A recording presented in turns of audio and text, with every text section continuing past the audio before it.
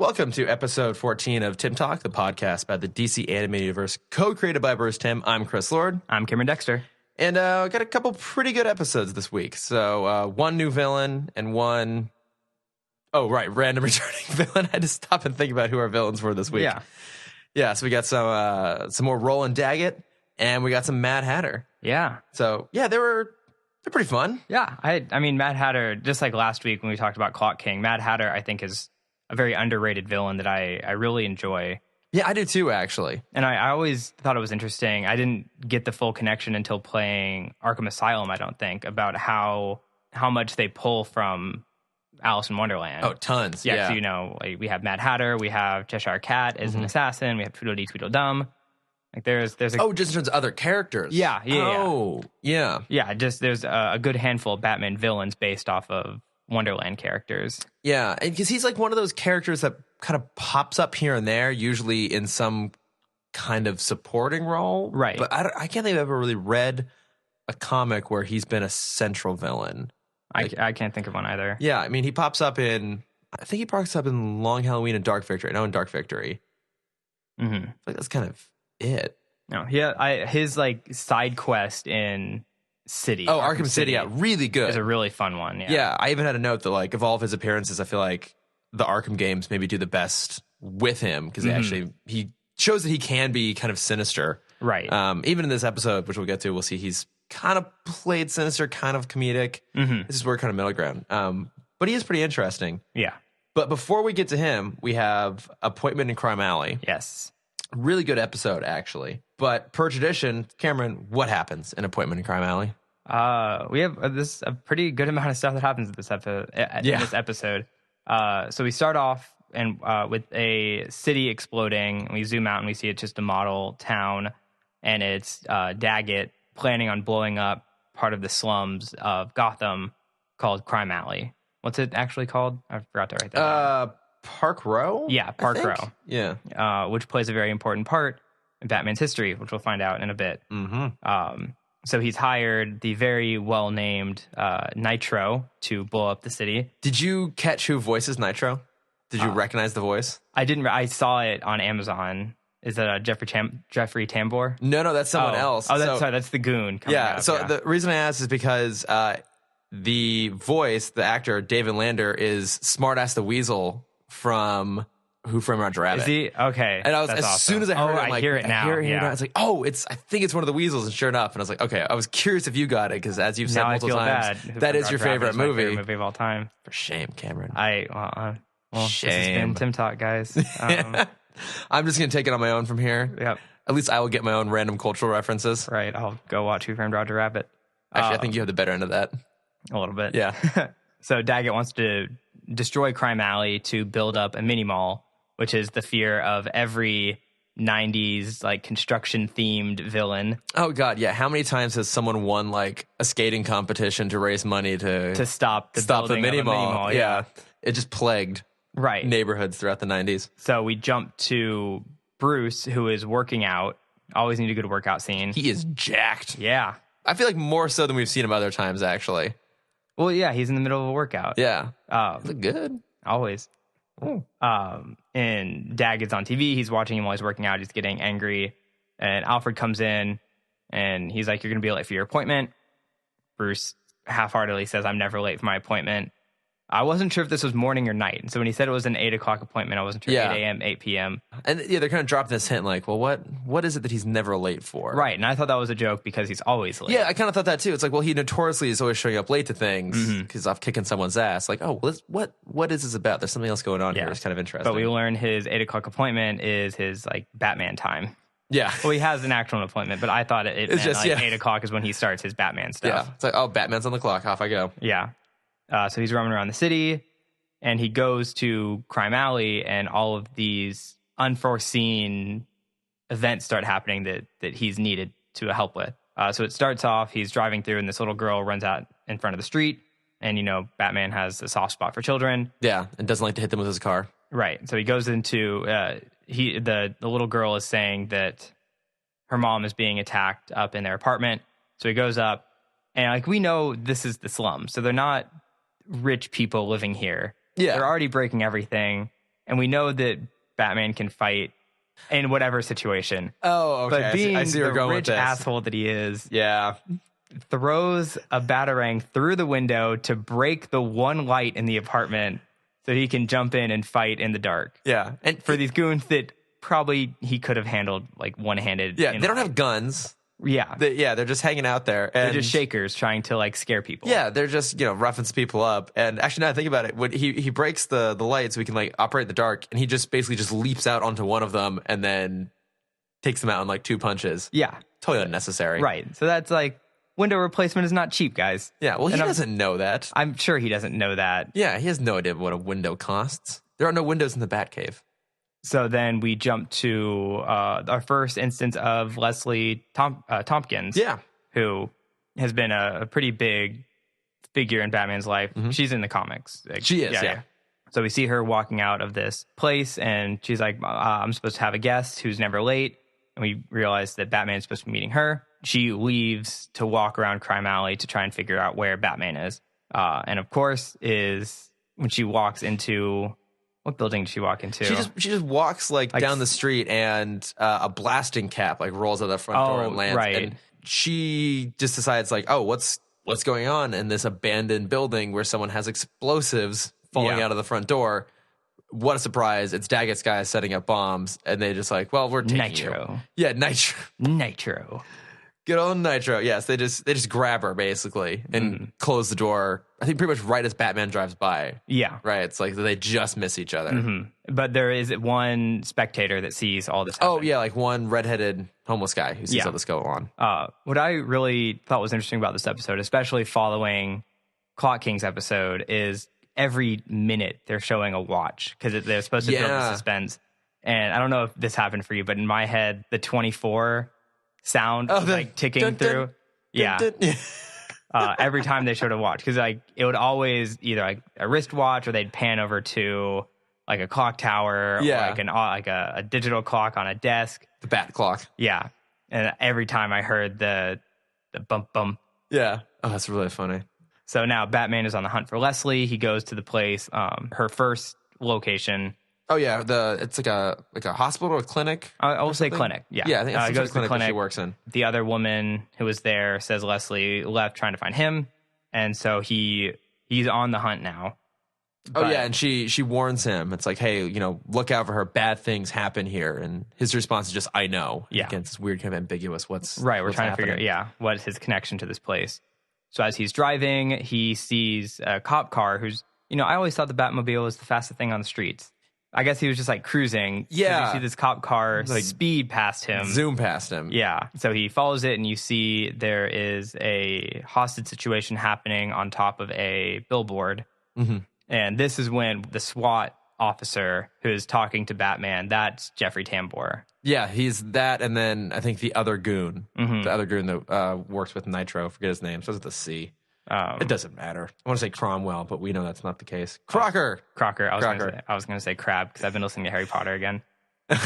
Wait, which one? The Stephen Fry one or the Stephen Fry? Where'd you find that? This is a total tangent. Doesn't matter. But where? Like, because I really want to listen sources. To I don't want to mention. Okay, never mind then. I'll edit that part out. So there's a hostage situation happening. There's a SWAT team that's about to just start shooting at the man with the gun. And Batman kind of like pats him on the shoulder. He's like, "No, I got this one." And without turning around, the SWAT guy's like, "Who do you think you are?" Yeah. And Batman just says, "Oh."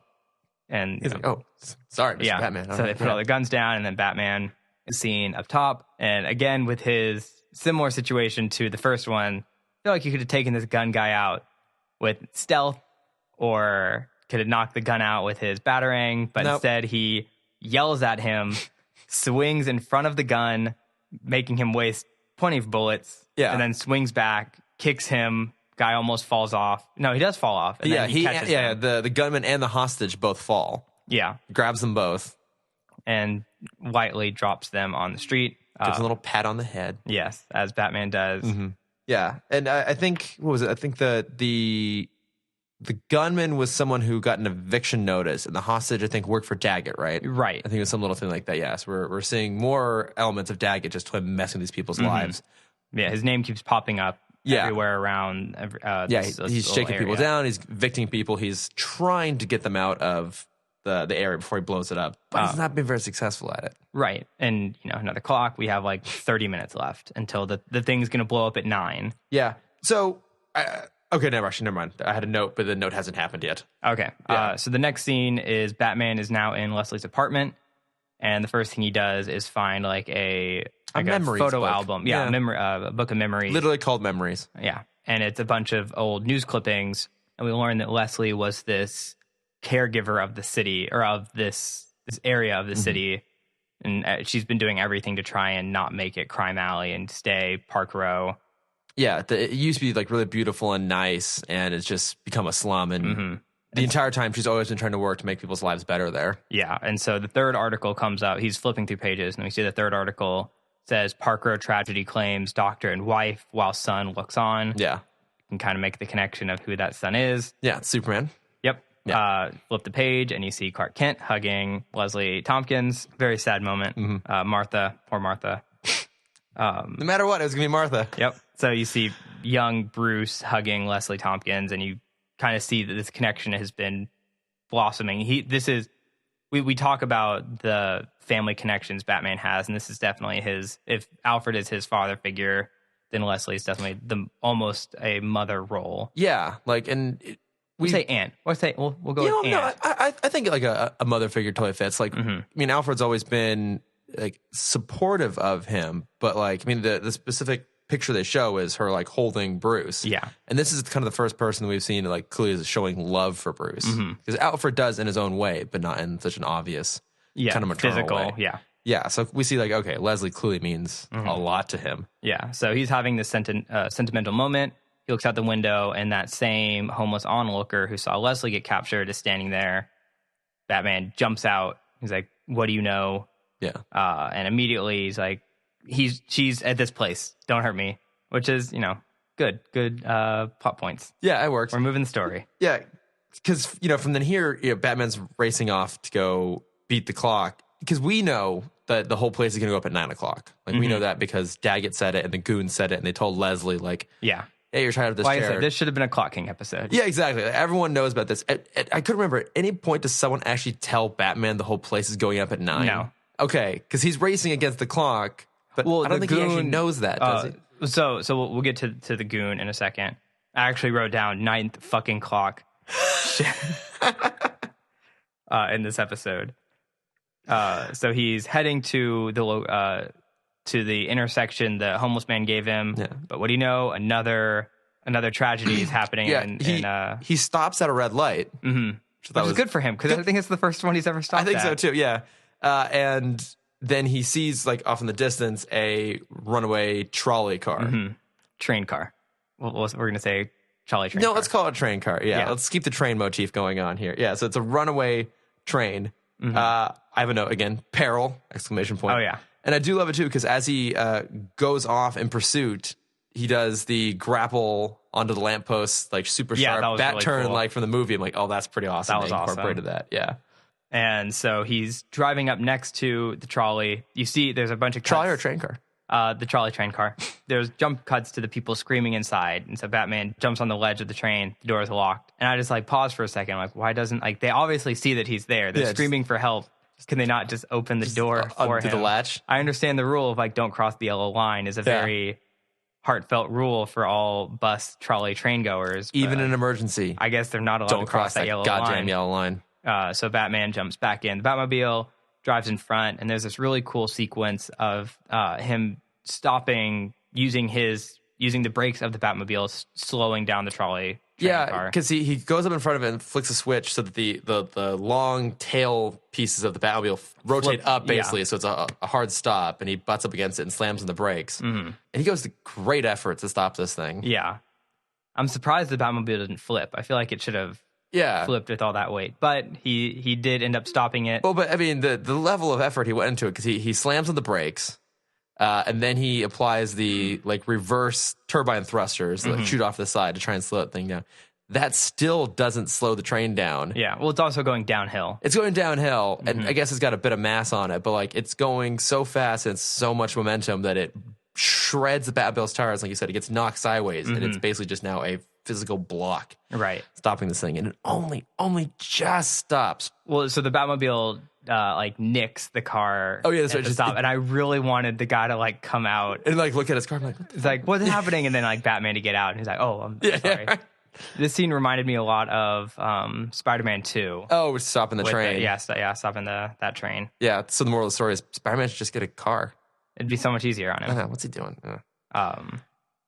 So Batman has like an ultimate lockdown on the Batmobile, which is pretty cool. Yeah, he puts the shields up basically on it. Yeah. Mm-hmm. Again, very similar to the 89 movie, which I love, the reference. And so now he's on pursuit on foot. So he goes to the intersection, and he's just in time to see the henchmen packing up the rest of the explosives, and they're about to drive out of the city because we now have like 6 minutes, I think. I didn't write down what time, but we saw 7 watches in that minute span.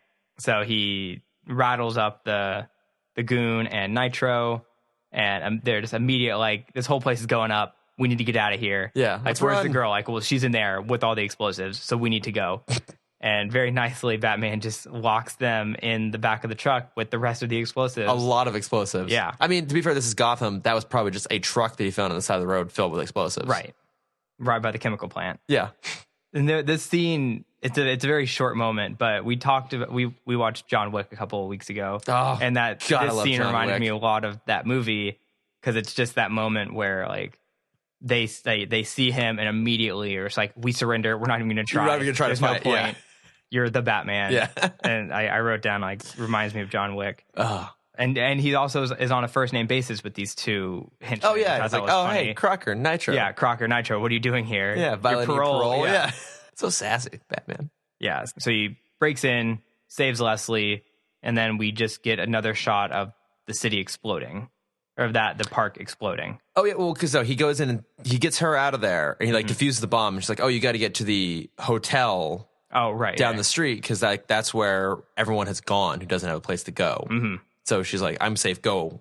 So he races over there. Yeah, and then you see the explosions, and Daggett kind of drives up in his nice limo right at the end. And he's like, "Oh, what a travesty! This is not what I wanted to happen." Yeah, because he's been giving a speech at like some Better Business banquet. It's really on the nose, dickish speech, basically, where he's like, "Yeah, we got to pave over the old to make way for the new, to make way for the mini mall." Yeah, no subtlety whatsoever. Yeah, and so he shows up, and the whole neighborhood basically is blown to pieces. Mm-hmm. But Batman stopped the bomb in the hospital. Yep, just in time.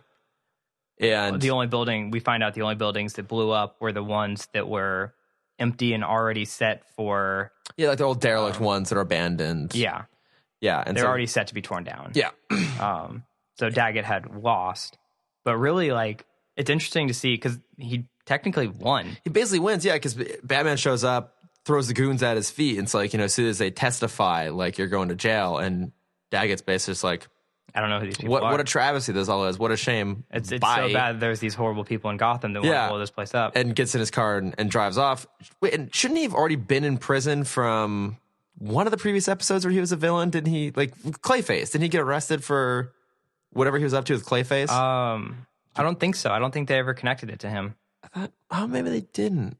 I think Batman did, but I don't know. I honestly don't remember. But I mean, who am I to point out that people should be in prison when it's just there's a revolving door at Arkham? So yeah, but he just drives off, and Batman's obviously pissed, like, because he kind of lost. Mm-hmm. Like, he saved people, but the threat continues more or less. And then we see the real reason why he has this meeting. Him and Leslie are walking down Crime Alley, and they stop at this one place. I don't remember what she says. Did I write it down? No, I didn't write anything down. But Batman is holding these 2 roses, and Leslie says something about, we met here so many years ago, referencing that, like, this is where his parents got shot. Yeah. Puts down the 2 roses, and he kind of falls to his knees, and we end in kind of almost the same pose from the newspaper clipping of Leslie holding Batman, just like she was holding Bruce all those years ago. It's a really nice... It's a very nice sentimental ending. Yeah, it is kind of nice, like, ending to the whole thing. Like, I really enjoyed this episode. It actually had something kind of to say. Mm-hmm. Like, it had personal stakes, but obviously there's tons of other stakes going on in the city.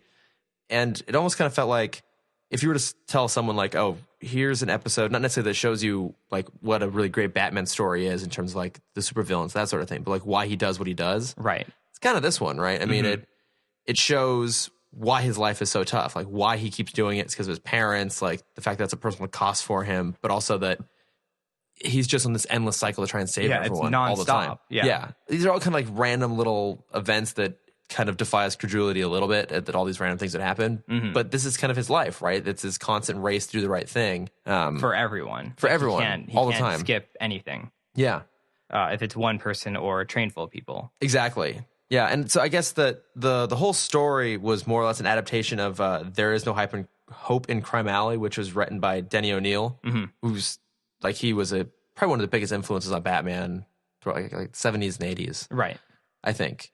And that was actually Leslie Tompkins' like first appearance was in that story. Right. And then she came into this. And I've always really liked her as a character and been disappointed we never saw her like in any of the movies. Like I think she'd be an interesting element to add in there. And we've just never seen it done. Yeah. Hey, she's in Gotham and apparently it's just batshit crazy like everything else in that show. So yeah, she's in Gotham. It's Miranda Baccarin. Right. And she like is almost a love interest for Gordon. Yeah, I was reading into this. I was looking at her comic character history is kind of ridiculous too, but like the Gotham history is like she ends up dating Gordon for a while and then gets pregnant and then he goes to jail and then she loses the baby and then she moves on and gets engaged to like Carmine Falcone's son who might be trying to kill her. So this is a CW show is kind of what you're saying. No, this is a Fox show. Or like a freeform. We'll go ABC Family freeform show. I don't watch Gotham. I can't. It's just too insane. But just reading this paragraph that basically tries to summarize everything that's happened to her. Yeah, I couldn't figure it out. Yeah, the only note I have about this episode is, did you see who wrote this one? No, who wrote it? It was written by Gary Conway, who was famous for one other heart-wrenching story, and that was the death of Gwen Stacy. Oh, no kidding. Yeah. Oh, interesting. That's why it's a very kind of heartfelt ending. Okay, that fits. Yeah, the man knows how to do tragedy well. Yeah, he's good at making people sad. Yeah, but I mean, yeah, that's like that was. It was kind of nice to have that episode, which had actual lot of emotion behind it and a lot more meaning. Because then we get on to the Mad Hatter, which is more of a psychological story. Yeah, and it's kind of a little more fun and silly as you'd expect. From the whole thing, from the Mad Hatter, right? Yeah. So why don't you take us down the rabbit hole here, Cameron? What happens? Oh, nice. I know, right? Force that. There's so many great like references to Alice in Wonderland, not just through the characters, but I stopped keeping track. I was trying to. Same. I gave up. Yeah, just like most of his dialogue is based off of the script of Alice in Wonderland. Yeah, or the book, not script. So we open with a bunch of mice being mind controlled. Is that the right phrasing? Yeah, mind controlled. Yeah, that sounds right. By Jarvis Tech. Jarvis or Dirt? Is it Jervis? Jervis, sorry. Yeah, Jervis Tech. I spelt it phonetically. And it also says Jarvis Tech. It's Jarvis Tech, basically. Yeah, Jarvis Tech. Sure, I'm going to go Jarvis. Yes. So he's making the mice pour tea. Where did you get a tiny tea set? That was my thought. Probably some like Lego set. I guess, but like, could actually have water in it. I was like, oh, this is impressive. Tiny little tea set. But it probably made the mice build it. Oh, that's true. And we learned that Jervis is an employee, is like for like a subsidy of Wayne Enterprises. I don't think he worked. I don't remember what company he worked for, but I don't think it was Wayne Tech. I don't know. I kind of got the impression it was just a branch of Wayne Tech. But I mean, he has a boss. But at the end of the day, Bruce is the ultimate boss. So Bruce comes in. The kind of intermediate boss is upset with Jervis because she feels like nothing. Dr. Cates. Yes, Dr. Cates. She feels like his work is not important. He's not doing anything worthwhile. She's basically like, Jervis, why are you just jerking off with your rats? And why aren't you actually giving us technology we're looking for? And Bruce. Bruce being the good nice guy. Yeah, he's a great boss. He's like, no, just do what you want. Like, I'm just going to keep giving you money and you can keep playing with your mind control toys. Yeah. That can't come and bite me in the back at any time. Never.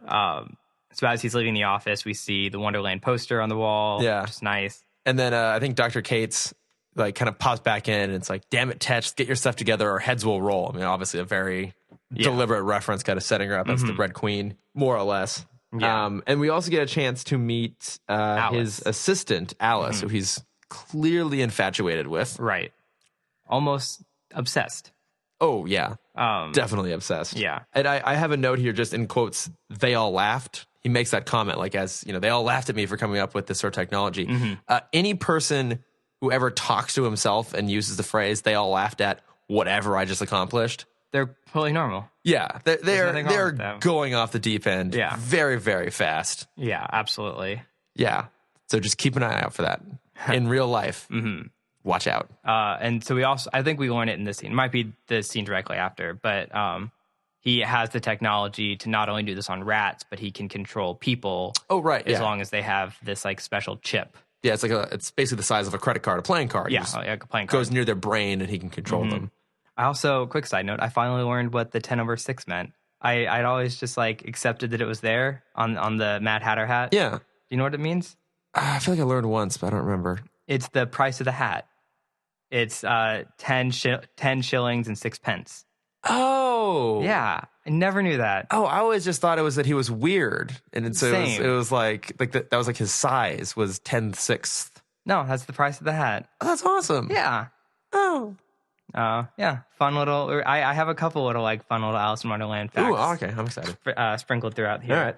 So so we go back to Jervis and he's talking to Alice. Mm-hmm. He sees that she has a boyfriend, which I assume she's had a boyfriend for a while. I don't know why he's now just remembering. Yeah, because like she has a photo of him on there and they've been together at least a little bit while. But she's like, oh, it's like, yeah, my boyfriend loves me. And that just pisses off Jervis. So he goes back. Oh, I guess so it is the next scene. So he goes back into his office and he's like, oh, I have the technology. I could control her, but I shouldn't. Yeah. And then she starts crying and you hear Curiouser and Curiouser. Yep, I have that note too. Yep. And so this is the quickest phone call fight ever because Jervis runs into Dr. Kate's office and you see Alice crying at her lap because her and her boyfriend, Billy, have gotten in this huge fight and there's no hope for them ever getting back together. Never again. And so Jervis is like, oh, she's mine. Giddy as a schoolgirl. Yeah. So then he's like, oh, but why would she ever love someone like me? Yeah. I have to impress her. How am I going to impress her? Look at this convenient array of mind control technology I have laid out on my desk. But no, I could never mind control her. It wouldn't be the same if she didn't have a soul. Right. So instead he looks at his Alice in Wonderland poster and he's like, oh, you know what? I'll just dress up like the Mad Hatter instead. Genius. So he shows up at her door, dressed as the Mad Hatter. He's like, I'm going to take you out on the town. She's like, sure, why not?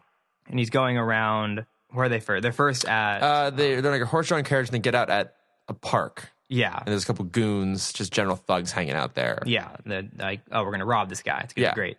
And he has those mind control playing cards. He puts them on the goons and tells them to go jump in the river. Yep. Which apparently for them means to jump off the bridge into the river. Yeah, they go really out of their way. Yeah. I don't remember him telling them that. That's no, he just said, Joe, jump in the river. Yeah, like this is Gotham. There's rivers everywhere. There's other mental issues with these guys if that's their first thought. Well, my just thought was, as we've seen, that there's a vast array of convenient bodies of water around Gotham. You think they just have to go 2 blocks and they'd find like a river or canal. Yeah, because he pointed, like he kind of like pointed over his shoulder and I thought there was just a river there. Yeah. And I thought they were going to drown themselves. Yeah, I kind of thought that too. Like, oh, this is dark. Mm-hmm. But, it gets darker because, they go to the bridge and, because Batman gets a police banner notification. Yeah, so he's talking with, I liked what Alfred says. I wrote it down. It's like, are you going to be home soon? And the police scanner goes off. He's like, no, Alfred, I got to go. He's like, all right, I'll get your breakfast ready. Toast, coffee, and bandages. Oh, yeah. And I'm like, that's good, Alfred. It's a good line. It's really good. So he sees the bridge and these 2 goons just climbing up. Goes up, tries to stop them. Oh, but hang on. You're missing the wonderful piece of bat tech that he uses to get to them.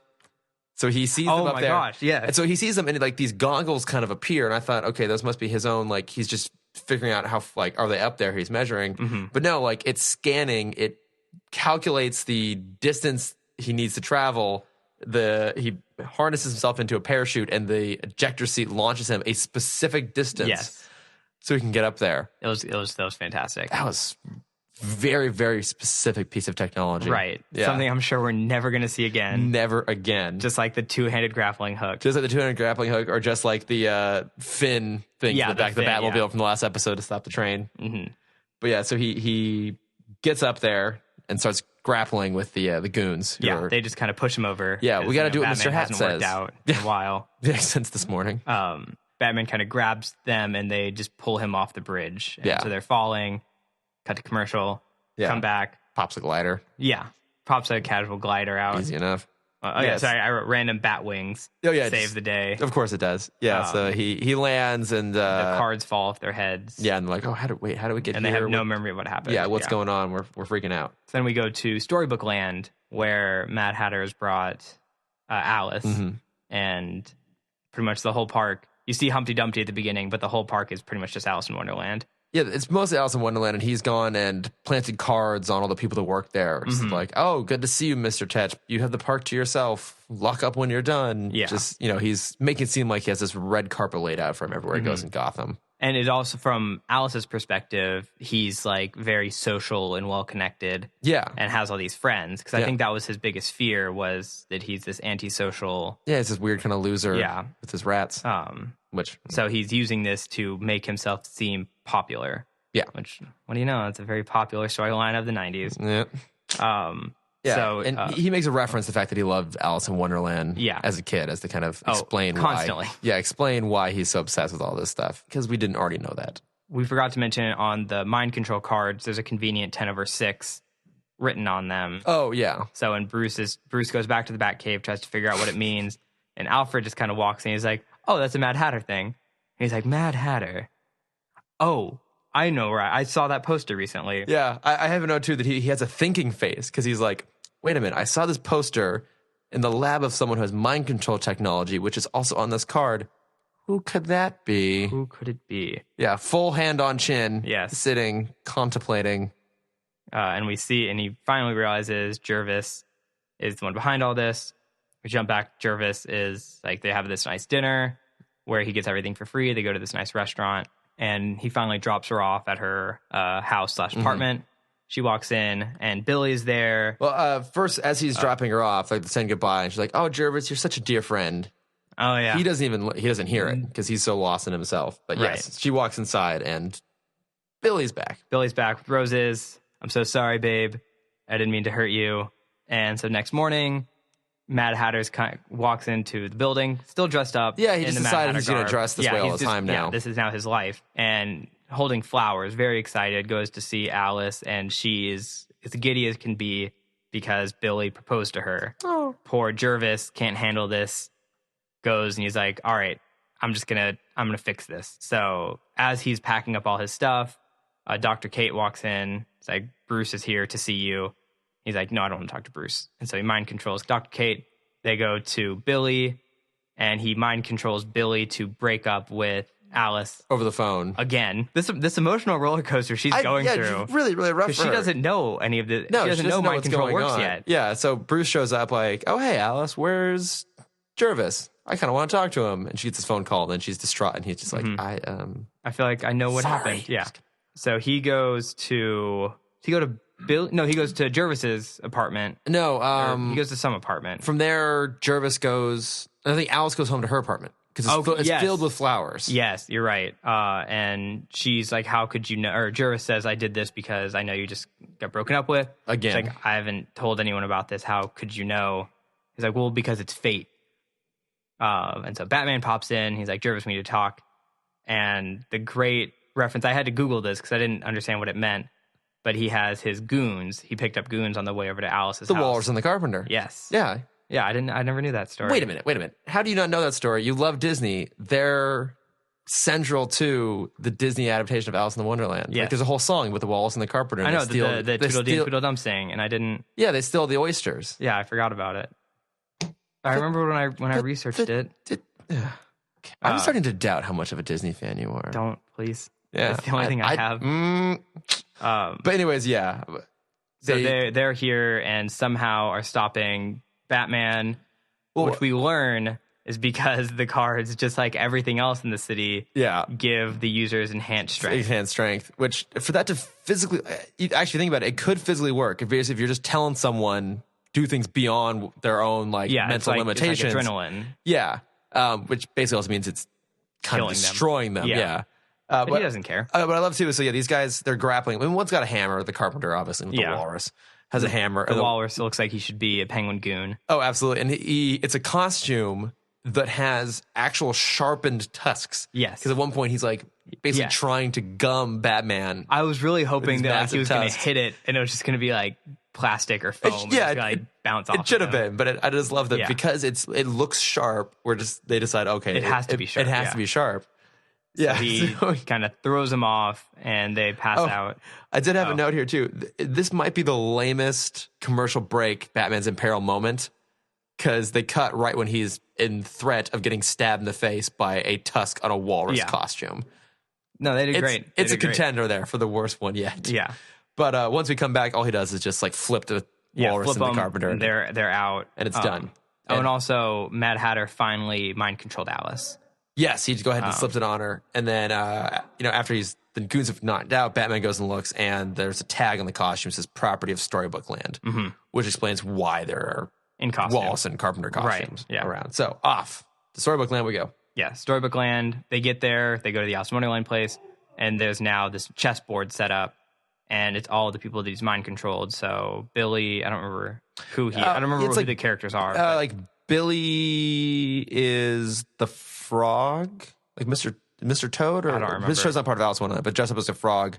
Dr. Cates is the Red Queen. Yes. And I think everyone else is just people who work at the park. Yeah, and then there's two more. So there's four people. Yeah, there's a Cheshire Cat. Is there a rabbit? Yeah, there's a rabbit. Yeah. Because he keeps kicking, and I thought that was funny. So they're all fighting, and Mad Hatter brings up a good point. And I feel like this is something that we don't think about enough, that they are just normal people. Yeah, they're innocent people. Yeah. Yeah. So he can't, like, it makes sense that he's not going 100%. Yeah, he's like, are you willing to hurt innocent people to get to me? It's like, oh, that's actually...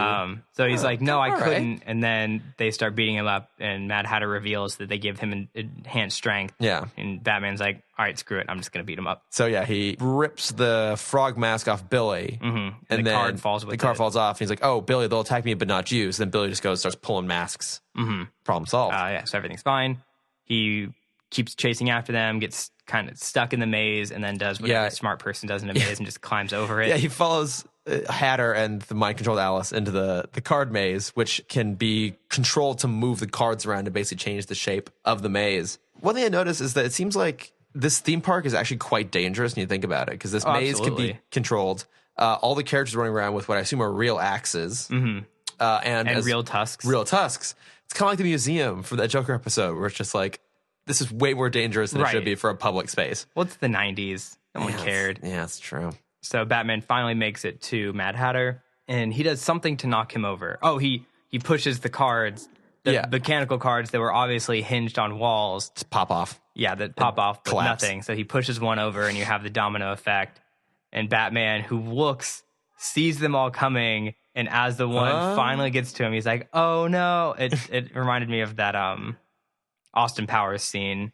Oh, like with Michael McDonald. Yeah, when they're on the steamroller. Just stop. He just keeps standing there. Yeah. So Batman is trapped, pinned between two cards that have fallen over. Mad Hatter gets on top of him. And I like his line where, like, you control Batman, but in Wonderland, the Mad Hatter reigns supreme. Yeah. I'm like, that's cool. It works, yeah. And so as he's about to deliver the final blow onto Batman looks up and he sees the Jabberwocky, throws a batarang, cuts the rope, Jabberwocky falls, pins Mad Hatter. Gets Jabberwocked. Claps his hand. Yep. Done. Done with this. And that's kind of the end of the episode. And it all wraps up really, really conveniently. Yep. Jabberwocky saves the day again. It's kind of silly, but it is kind of fun. Like we were talking about earlier, like I like the Mad Hatter. I feel like we said earlier, it's in the animated series, and I think in Arkham that those are kind of the best versions of him. Although I don't really know many other versions. Like I feel like maybe I've seen an episode of the 60s TV show where he was in it, and apparently he's also in Gotham. I stopped watching at that point. I guess. I don't watch it, but as I research things, I come across these things. But so I mean, Hatter's been around for a really long time, though. I mean, he was created by Bill Finger back in like 48. So he's been around a long time. I just don't think they ever really gave him a lot of interesting stories. He's always been kind of like a really background character. I know, which is a kind of shame because like mind control is a very interesting tool. Yeah, that every other villain has to deal with, and Batman just like, meh.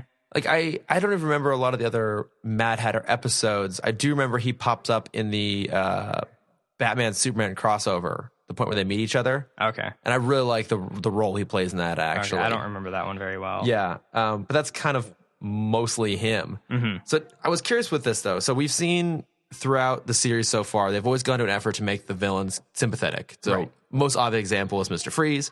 But even Clayface, they added an element of tragedy, and it kind of became like a self-destructive path. So he was doing things for himself, but he was wrong. He's trying to make up for it. Mm-hmm. Even all the way back to Man-Bat, too. Like, there's always something kind of sympathetic. Right. Do you think that they were trying to make Tetch sympathetic in this? There are some pieces there that feel like they were trying, but other times I don't. I was curious what you thought about that.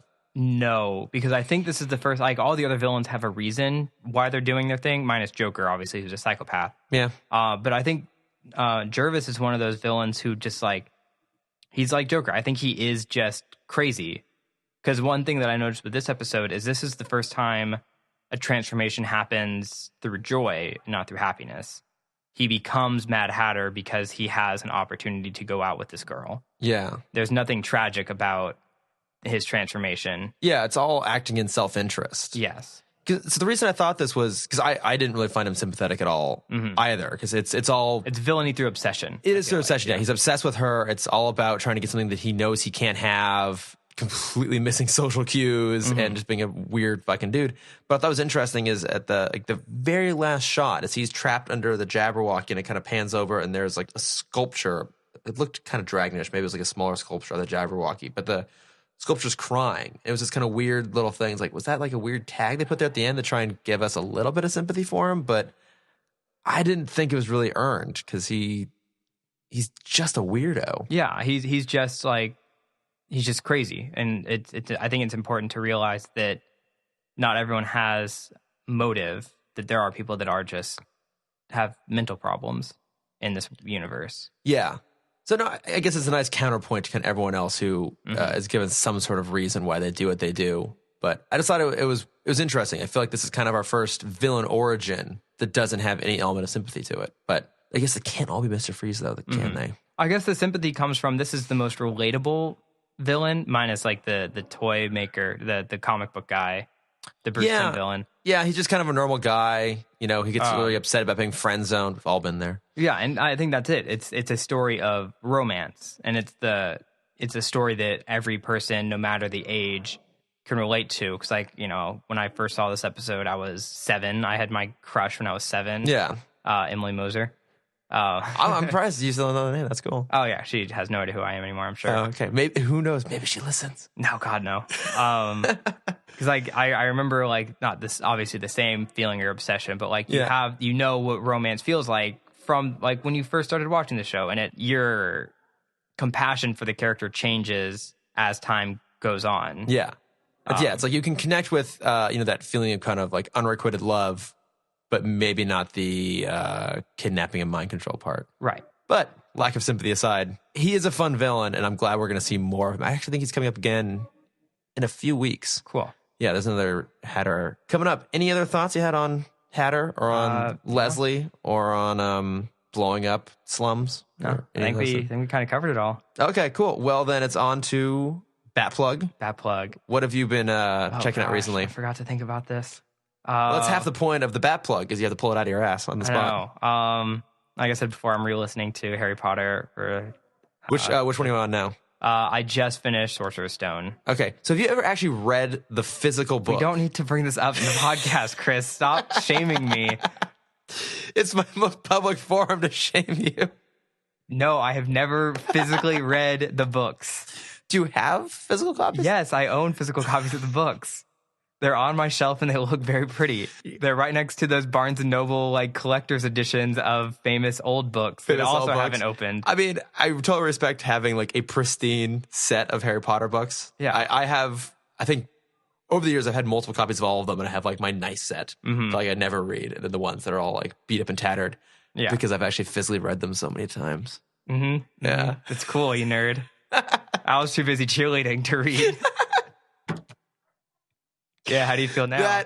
That is the greatest burn I've ever been thrown. That's but have I done anything else? Did I plug Moana last week? I'm going to plug it again. Everyone go see Moana again. Yeah, no, I still haven't gone. I need to go check it out. I've been way behind on movies, but I'm going to go see La La Land, so I'm quite excited about that. Yeah, it's going to be good. What do you have to plug? So it's not a show or a book like normal. It's an album, actually. And at this point, Westworld Season 1 has wrapped, and it was amazing. And as soon as they wrapped, they put the entire first season album, the score, up on Spotify. Oh, cool. I've been listening to it, and it is amazing. That's really cool. I'll have to listen to that. Yeah, because they released like a partial album about halfway through that included their covers of like Black Hole Sun and Paint It Black. Their Paint It Black cover is absolutely amazing. And now this one includes the whole rest of the actual score itself, and then like House of the Rising Sun and Back in Black. It's just so awesome. So like as I've been working on my computer all week long, I've just been listening to it. That's like really cool. on loop. So I highly recommend go check out the Westworld Season 1 album. I don't know how to pronounce the composer's name. I should, because he's the same guy who does Game of Thrones, and all of his work is absolutely incredible. I could try and do it, and I would just butcher it. I meant to look it up so I could actually say it phonetically properly, and I forgot. But whoever you are, your work is amazing, and thank you for it. Keep doing good. Yeah. That's what I've been listening to. That's awesome. So, hey, we both had listening recommendations this week. Yeah. That is a first, probably. Oh, I also listened to your guest appearance on what's Matt's podcast, Vault A113 or Vault 113. Yeah, A113. Yeah, it was really funny. Thank you. It was really, really funny. Yeah, it's I've mentioned it before. It's an awesome podcast, Vault A113. Go check it out and go listen to Cameron's episode, which was number 4, right? It was the it was Fantasia. Fantasia episode. Yeah, 1940s Fantasia. Yeah, it was really funny. So thank you. But I think that does it. Yeah. This week. So thank you once again to Trevor Reese for coming down and being our audio engineer. He's got an awesome podcast, the Podcast of Two Worlds, and they just did a back-to-back recap of the CW crossover. So go check that out. And Cameron, where can we find you on the interwebs? You can find me at Cameron Dexter on everything. Are you still doing your Disney animations? Yeah, I've been burnt out. Okay, I know you've had a lot of work. Including the stuff for this podcast, but just we do love your. It's coming. Don't worry, it's coming, and some other projects maybe. Okay, something will happen. Ooh, I like that. I like the idea. Yeah, go check out his stuff. I have nothing on my Twitter or Instagram, but it's at Lordifer if you kind of give a shit. And the podcast itself is at Timm Talk Pod on all of those things. Go check it out, and I think that wraps it up. Yep. Thanks everyone. Thanks. Bye.